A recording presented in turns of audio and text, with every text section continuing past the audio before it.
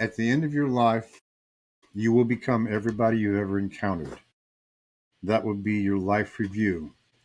Knowing that right now, what would change? How would you change your life if you knew that you're going to become everybody you've ever encountered?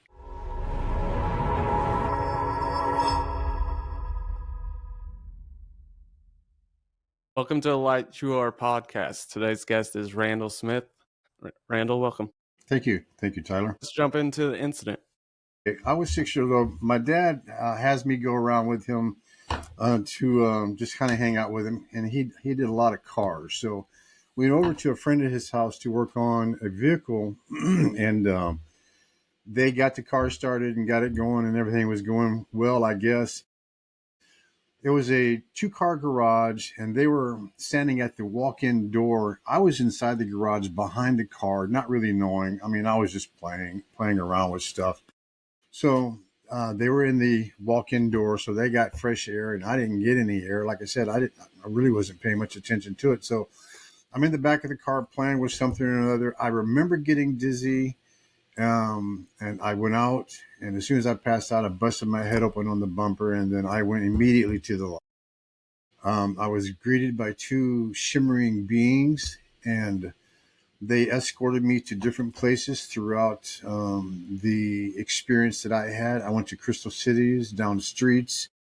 I ended up in this one, it looked like a great big hall, and there were little slivers on the wall, and they said that was the Book of Lives, and so we talked about that briefly, and then we moved on, and then we ended up in this one great big room, and in the middle of this room was what looked like an octagon shaped well, and this well had a confetti like substance in it.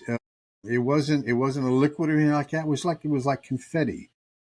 And I was urged to walk up to it. And when I did, they urged me to put my hands in it. And when I put my hands in it, I got these tingling sensations going on throughout my entire body. My hands, of course, but my entire body. And I'm just kind of la la la la la messing around with this confetti stuff in this well, and I'm kind of done with it. And I step back a little bit, and I feel their presence around me the entire time. But while they were there, I was urged, of course, to back up. And when I did, I had pathways right, front, left, and back appear before me. And in the process of that, they said, you can choose any direction you wanted to. So I scanned, and I scanned back to the left. And when I did, I woke up on the couch, and they took the oxygen off of me, and I was sore from they were doing chest compressions on me and things of that sort. So after that, we went to the doctor, and the doctor sent me to the hospital. I spent an afternoon in the hospital, and they let me go. But I was clinically gone for 20 minutes, 19 to 20 minutes, and my dad was freaking out. They thought I was gone for good. So, they did the test on me, and everything turned out to be fine, but it wasn't fine. It wasn't fine at all. So life has been kind of tough in that area, but after the experiences where life really got interesting, it's always been interesting for me, but the name of your podcast, The Light You Are, is actually, it's phenomenal that we are connected right now. Because my thing about the near-death experience is, okay, I died. What am I going to do with it now? What am I going to do with it? I knew I was weird. I knew I was just people called me a freak. He called me the weirdo, and I had very limited friends and things like that. I see things, I hear things, I sense things, I smell things, I know things. I'm given intuition. Everybody has intuition. I'm given insights and prophecies and things like that. But I don't really talk a lot about any of that unless people ask me. But for the most part, it's been really just really weird. My mother's dad was a Southern Baptist minister, and I grew up in a very religious home. I played in the worship band in church and things like that, and just trying to figure out who I was. We didn't talk about my experience very much at all. We talked about it, for about a year or so after it happened, but for the most part, the subject was dropped and they didn't talk about it anymore. So it was a self-discovery for me, just trying to figure out what happened. I mean, there was nobody to talk to. You talk to the grandfather, and every time you turn around, I'm being accused of lying about something or another. Albeit I see it, and it's very factual to me, but it's still they're saying stop lying. So it got to the point where I didn't say anything. I just didn't talk about it at all. So in my 20s, Tyler, it really eats you when you're not using your natural true gifts that you are. It causes problems for you. Everything from sickness to illness to whatever. So I was sick a lot. I injured myself a lot and things like that. And then I had an epiphany one day when I kind of woke up, and I'm going, something really happened to me, and my folks just don't want to discuss it. Nobody wants to talk about it. Why is that nobody wants to talk about it? You know, my mom would have me come up to her, and she would say to me, Randall, I have a headache. Would you kiss my head? Would you just touch my head or my arm or my back? Because you take the pain away. I didn't think anything about that at the time. I thought, okay, it's my mom. She wants me to do things for her. So I did. And then before long, I would have people come up to me and ask me, would you touch me? Would you hold my hand? You make me feel so good when you're around. I I didn't have anybody to talk to. That was 1968 when I died. So in the early 70s, I'm still in school, and all this stuff is happening to me. My really only solace was playing music. I started playing music shortly after my near-death experience. I'm a multi-instrumentalist. I play guitar, saxophone, bass, drums, harmonica, and I sing. So those were my comfort zones. So being involved in music gave me the ability to be able to channel what I'm feeling and thinking and seeing and things like that. And I would see spirits cross in front of me, and I would say something to people and they would freak out, and things like that. So in my 20s, I started studying near death experiences. I heard about near death experiences from a few books that I'd read, and it just kind of came across came across my view. So I started studying shamanism, and I've been involved in shamanism since the early 90s. So that's, to me, that was a God save for me. It was a God send save for me. It just helped me realize really who I am and what I am because of the experience that I had. So in doing shamanism, I became a Reiki master, and I read palms, and I do all that kind of stuff. It just really helps me to tune in to who I am and what I am and understand why I experience the things that I experience. It's unbelievable that, when I see, like I said, I see people and I see things, and when other people can't see it or hear it, it really kind of confused me being in an early age as to why you don't see or hear these things. So, of course, by diving into the shamanism and the Reiki and things of that sort, it enabled me to be able to really grasp who I am and what happened to me and grow with that and help other peoples with that too. I belong to IAN, which is the International Association for Near Death Studies. I was studied by Dr. Bruce Greyson since 1990, 96, 97. So, and it's still an ongoing study. He writes about children who have had near death experiences. So I've been involved in that and several other organizations involved with the near-death experience. So that's kind of where I'm at right now. I'm opening a center, a healing center, and hope to have that open before the end of the year. I've been working on that now for a couple of years. And where is that going to be? In Indiana, Northeast Indiana. You said a book of lives. What do you think that was? I think it's the Akashic Records of everybody. That's where I was going with it. Yep. Individually, I think it's Akashic Records of individually of everybody. Who do you think the light beings were? Were they a family member or They were probably unknown? they were my guides. They were my guides. Yeah. I had an aunt pop through. Not an aunt. She was called my Aunt Dude, but she wasn't. She was my dad's sister, I believe. She came through when I first went into the light. When she didn't stick around, she was gone. And those spirit beings were what was most noticeable to me. Those are the ones who greeted me and helped me through the entire journey. Can I ask you, how do you deal with skeptics?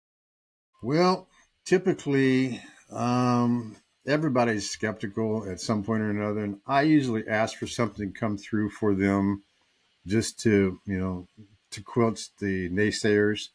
And a lot of times I'll get some sort of message or something or another. And, if they're too much of a critic and too cynical or whatever, I just don't even bother talking, waste my time. But there's so much change going on in the world right now that I'm not getting a lot of skeptics. I'm getting more people who want to know what's going on. You said you saw the future.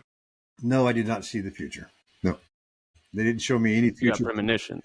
I get premonitions, yes, but they specifically didn't show me any futuristic anything. I just get, as time goes on, though, Tyler, I am given information to me that is futuristic, but not at the time of my experience. I wasn't given any futuristic information. How did Bruce Greyson come to study your NDE? I'm not sure how he found me. I know that I was a keynote speaker in Chicago and Indianapolis and over in Ohio. He may have saw one of my speeches or something, and he reached out to me first. So I'm not sure how. Other than that, he reached out to me first. You've went out to Ian's conferences and Yes. told your story? Yes, sure. I believe they're having a big conference this week, or is it last week? It's I'm not sure. sometime this month. I'm not really sure. Yeah. Good organization. Love them.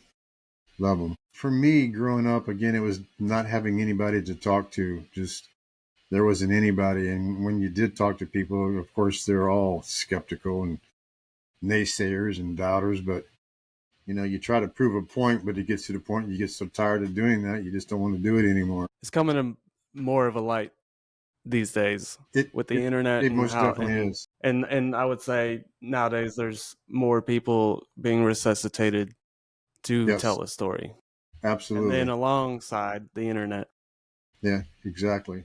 Well, one of the big things that I did want to talk about briefly was while studying shamanism, I had a lot of spirits come to me, of course, over lifetimes, and not really knowing what to do, other than talking to them and asking them why they're still here and so on. But I studied something called Psychopomp while I was in shamanism very early in life, and that's the ability to help people cross over.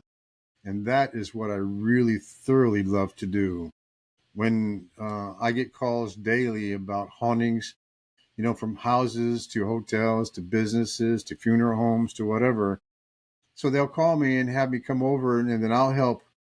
I'm just a hollow bone. I'm just, the energy comes through me and they cross over. So I go into these places and help hundreds and hundreds and thousands of people cross over. So that's really what I thoroughly enjoy doing. And I really believe that is one of the big things that was given to me. And I feel that is my purpose in life, is to help as many crossover as I can. Why do you think souls get stuck? Well, there's many reasons why soul gets stuck. One of the big ones is fear. Fear of hell. I was told I was going to hell I don't know how many times, and of course that kind of constructs a fear in you too. So fear and not knowing you're dead. I mean, there really isn't any difference between life and death other than the fact that I'm breathing and looking at you and you're looking at me and we're talking together. But when you've passed and you haven't crossed over, your soul or spirit is still here, and they want to communicate with us, but we can't hear them because of the vibrational levels, the different levels that we're at opposed to where they're at. That's a lot of reasons. I mean, you just don't know that you're dead, because it's like walking into another room. There's no really big difference. You don't really die. It's just your physical body that dies. Are these ghosts? Yeah, they're ghosts. It's just spiritual beings that have dropped the physical body. They still have the vibrational frequency of the physical body while they're in spirit. But once they cross over into the light, then they drop the physical appearance of that body and they become spirit. Vibrational spiritual beings as we are. I heard you talk on another podcast about there's no hell, but they don't make it to a top layer of heaven. Can you explain levels of heaven? It's more of a mindset and a spiritual development, as opposed to, different tiers. I guess it would be frequency where you're vibrating at the most. Love has a very specific vibration, and there's different different types of love. But when you're in encompassing love, you're vibrating at a very high rate. Everybody goes to the light. We all come from the light. We all go to the light eventually. And that's kind of where a psychopomp steps in, that we can help others cross over. Hitler's in the light, Saddam Hussein, those guys are in the light, but they're not at the upper echelons of the light. They need to be restructured as souls and things of that sort. So there's a vibrational thing that has to be acquired in order to be able to ascend higher and move on to your higher purpose. So those, say Hitler, those vibrations would essentially be, in another term, purgatory? No, not necessarily. Purgatory to me is the blue-gray world where there are souls that are stuck or haven't crossed over yet, or who refuse to cross over. That would be, fourth, fifth dimension area, sixth dimension area. There's many dimensions, and where they're at, I don't particularly know for sure, but I do know that there's a blue-gray world and a lot of souls that are stuck or refuse to cross over, or don't know that they have passed. That's where they're at, is in the blue. For you, what do you believe the meaning of life is? Discovering your purpose, your dignity, your integrity, being a good person, helping others as often as you can, but not being taken advantage of. The purpose of life is watching somebody else smile because of what you did for them. The energy goes a long way. Absolutely. It's an exchange. It's an exchange. If you had one message to leave behind the world, what would it be? What would it be? At the end of your life, you will become everybody you've ever encountered. That would be your life review. You will become everybody you've ever encountered. Knowing that right now, what would change? How would you change your life if you knew that you're going to become everybody you've ever encountered? And you will become everybody you've ever encountered. That's what the life review is. And because of that, now you'll watch what you say and watch what you do. You'll open doors for people instead of closing doors for people and things of that sort. So, you will become everybody you've ever encountered. And what difference are you going to make? For me, hell doesn't scare me. It's my life review. Absolutely. And honestly, Tyler, that really should that should scare the hell out of everybody, because you will become everybody you've ever encountered. I promise you that. If one thing that we talked about, that is a fact. You will become everybody you've ever encountered in your life. I think that helps you become more self-aware. Absolutely. In all your actions and what you put out. Absolutely. Where can people find you and your work? Yeah, they can reach out to me via email. I don't have a website or nothing right now. I've been working on that now for a little bit. I've got a lot of things going on. It's kind of hard to get to a website. So they can reach me at randallsmith800@gmail.com. Appreciate you coming on here and taking the time and being a part of this. Thank you, Tyler. I appreciate the invite, man. Thank you very much. Hey guys, thanks for joining me on the Light You Are podcast. If you want to support this channel, please like, subscribe, and hit that notification button so you never miss an episode. Also, if you haven't checked out my children's book, The Light You Are, it's available only on Amazon. We're all just trying to remember who we are, the light we are.